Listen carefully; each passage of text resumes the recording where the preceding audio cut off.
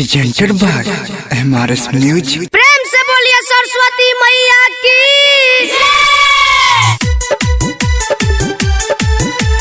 पूजा के तैयारी सब कहने चाहिए।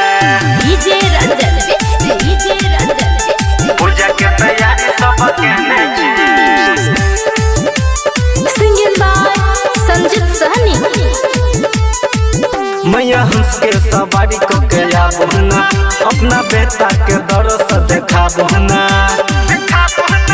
मैया हंस के सवारी को गया बहना, अपना बेटा के दरस देखा बहना। आज न बजन लगौने छिए, कमल फूल के आसन लगौने छिए। पूजा के तैयारी सब कहने छिए, कमल फूल के आसन लगौने छिए। पूजा के तैयारी सब कहने छिए। पूजा के तैयारी सब कहने छिए। डीजे रंजन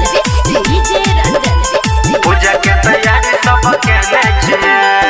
करुण देरी मैया सुनु बिना बाली, सजा के रखने छे पूजा के थाली। पूजा के थाली, पूजा के थाली।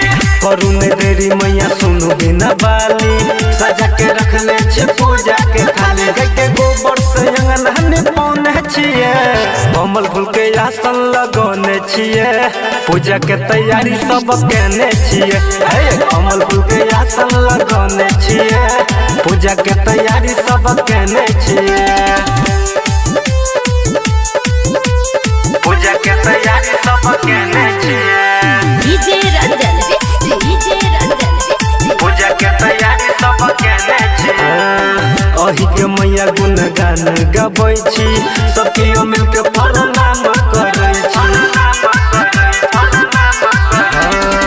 अही के मैया गुणगान गबै छी, सब केओ मिलके प्रणाम करै छी। राइटर गोविंद संजीत सहनी के बजौने छिए, कमल फूल के आसन लगौने छिए।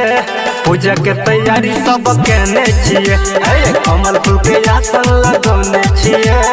पूजा के तैयारी सब कहने छिए।